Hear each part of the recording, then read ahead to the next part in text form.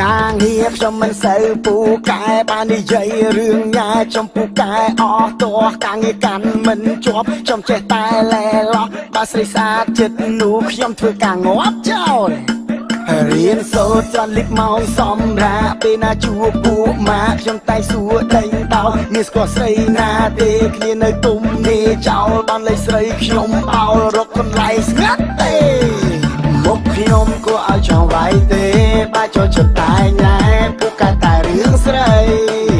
មុខខ្ញុំក៏ឲ្យចង់វាយទេបើចូលចិត្តតែញ៉ែពូកែតែរឿងស្រីដៃខ្ញុំតាមមានថ្ងៃបាក់ទេបើវារៀបឥតហេតុមិនដែលជាខ្លាចស្អីដៃខ្ញុំតាមមានថ្ងៃបាក់ទេបើវារៀបឥតហេតុមិនដែលជាខ្លាចស្អីសោះតែម្ដងពីម្ដងពីពី2ដងទៅជា4ពី3ដង5 1ពី4ដង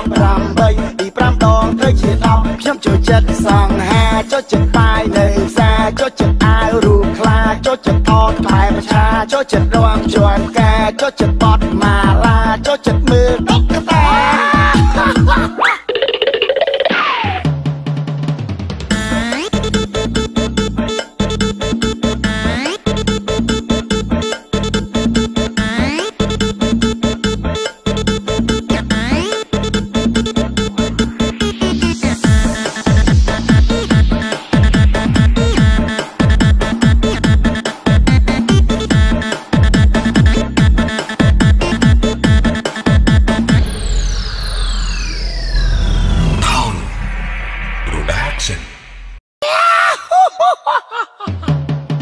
ការងារខ្ញុំមិនសូវពូកែបាននិយាយរឿងញ៉ាចំពូកែអស់តោះការងារកាន់មិនជាប់ខ្ញុំចេះតែលែឡោះបើស្រីស្អាតចិត្តនោះខ្ញុំធ្វើការងាប់ចោល